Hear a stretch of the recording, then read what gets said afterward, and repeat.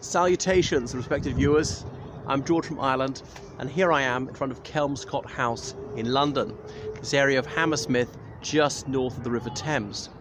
Well, Kelmscott House is best known for having been the house of William Morris, and now it's the home of the William Morris Society. So William Morris was a renowned 18th century writer, artist, and idealistic socialist. He was a real Renaissance man, someone who was so multi-talented. He was born in 1834 into a very affluent family. His father was a banker. They lived at Walthamstow in Essex. Walthamstow was considered to be some miles outside London back then. These days it's very much part of Greater London. So his father commuted by as a horse-drawn carriage to his bank in the City of London every day. So William Morris's life coincided with the Industrial Revolution, and he was one of the first people to react very strongly against it, and thinking it was dreadful.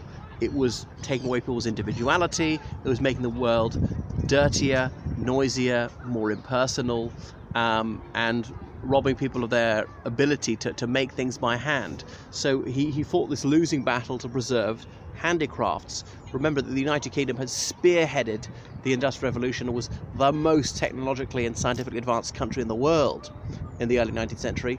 Obviously, by the late 19th century, overtaken by the United States and subsequently by Germany. He grew up very privileged. He was one of 10 children, but a number of his siblings, they died in childhood. So he was sent away to Marlborough College, which is an independent school in Western England. The other most famous person to have attended that school is Her Royal Highness Princess Kate Middleton, the Duchess of Cambridge. Anyway, so he got a hard time at school. He was an odd bod, and he couldn't help speaking too much. Seems to have had Tourette's syndrome, really embarrassed himself, was rather dishevelled, wasn't into games, was a highly eccentric character, and willing to be a dissenter.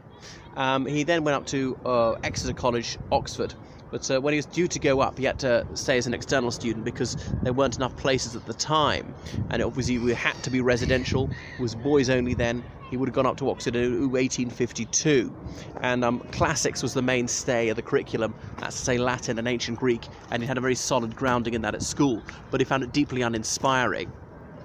So he was supposed to go up in June. These days you have to begin in October, but then back then you could begin almost any month of the year. So he went up to Oxford, and what really took his fancy was medieval history. And the mid-19th century, they started to be this cult of King Arthur, what really came back.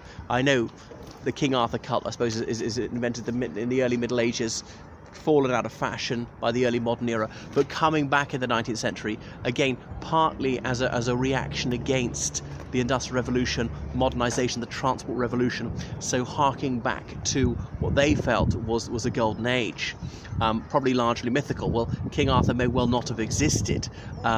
Arthur with his Knights of the Round Table at Tintagel Castle and the Lady of the Lake, and did he get some sword Excalibur from her and he could fight off the invaders, the Anglo-Saxons? Was he king of the Britons, as in the Celts were here before the Angles and Saxons invaded in the early 5th century AD? Was he perhaps a Roman centurion left behind at Camulodunum? That's what the Romans called Colchester, and Camulodunum was corrupted into Camelot in the tales. Most of these legends about King Arthur are really medieval inventions. Was there that evil witch Morgan Le Fay? Was there Sir Galahad and a few other these noble knights who valorously battled against the invader who strove to subjugate them and rob them of their birthrights? Well, largely bunkum, I would say. But it really inspired William Morris there. So William Morris, he graduated and then he qualified as an architect. It was quite unusual. In those days, architects very seldom went to university, and for someone who was as wealthy as him, was not seen to be the thing to do. Remember, until the 19th century, architects were entirely autodidactic, or just start working for an architect apprentice and very informally start designing things. Like, say, Sir Christopher Wren had no training as an architect. Now, I know he was another Oxford graduate, but that was rare. Thomas Hardy, the novelist, also an architect. So he was a man of the most eclectic interests. Literature, English literature, Icelandic. He travelled to Iceland several times. He was a dear friend of one of the most celebrated Icelandic writers of the 19th century. I can't remember the man's name. And William Morris, he mastered the Icelandic tongue to such an extent that he translated several Icelandic sagas into English. So William Morris, he's a novelist, he was a poet, he was an essayist, so he was just a prodigious writer as well as a craftsman. So he helped launch this arts and crafts movement, thinking that things ought to be done by hand, making furniture. He produced many textiles, and there were often sylvan motifs. He adored the forest, he loathed the city, a bit ironic considering he spent so much of his time here in London, and if he was against the Industrial Revolution, it was more than a trifle hypocritical that his family had made their money from funding it, really. He didn't give up that. They owned mines in Devon and things like that. Because it was when he'd grown up, there'd been a huge wilderness of a garden behind their house, and his house in Walthamstow is also open to the public. I've been to that too. So he liked painting, and he was struck by Cupid's arrow when he was painting this proletarian woman, Jane Burden. Now, he was a dear friend of Dante Gabriel Rossetti. As his name may suggest, Dante Gabriel Rossetti was of Italian parentage, born in this realm. His parents were exiles from Italy because they were revolutionists. They were part of Il Risorgimento, as in like the resurgence, trying to unite Italy and make it independent, remembering that the northern states of Italy were under the Austrian heel at the time, or that they were against the secular power of the papacy. So trying to break up the papal states, create an Italian republic, failing that, an Italian kingdom.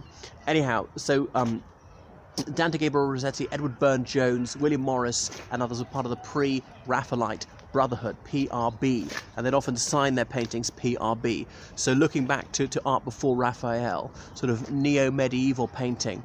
And that's another thing is William Morris, he was brought up an Anglican, as was conventional for an Englishman of his class at the time. He was somewhat attracted to Anglo-Catholicism, even to Roman Catholicism, but I suppose chiefly for aesthetic reasons. But despite the incredibly alluring optics of Romanism, he eventually became an atheist towards the end of his life. So he was well read in Marxism. I'm not sure if he ever met Karl Marx, so they did live in London for quite some time. I mean, their lifetimes overlapped when they were in the same city. But he became a convinced Marxist. He thought that state socialism was wrong. He was attracted to anarchism as well, these self-governing communities of people cooperating, sharing and caring. But he didn't particularly try and put it into practice. He helped found the Social Democratic Federation, but again, this was really about medieval atavism, saying, oh, we should go back to these simple communities of farmers and craftsmen who are self-sufficient and who look after each other, which really is a fallacy. That notion of the medieval time being like that is bogus, because of course it was feudal, and most people were serfs, lived in a state of semi-servitude, having to toil unpaid a few days upon the seigneurial manor, and having to pay rent on the land that they used to raise their crops or their beasts of burden, or just to eat sheep or cows. Well, most people wouldn't have beasts of burden, most people wouldn't have donkeys or horses. You're lucky if you did. So he later split with the Social Democratic Federation. So he purchased Kelmscott Manor in Oxfordshire, and then his London house, he called it Kelmscott as well. He had another house called the Red House. He was a very wealthy man, and so he had his own furniture making business, and it would all be bespoke. What exactly do you want, the measurements, and sort it out beforehand. So it was very pricey. So he was obviously mostly catering to very wealthy people. I don't think he dispersed his wealth to those who were impecunious, and many people were living in the most dire penury at the time. So yeah, married Jane Burden, as I said, had some children with her.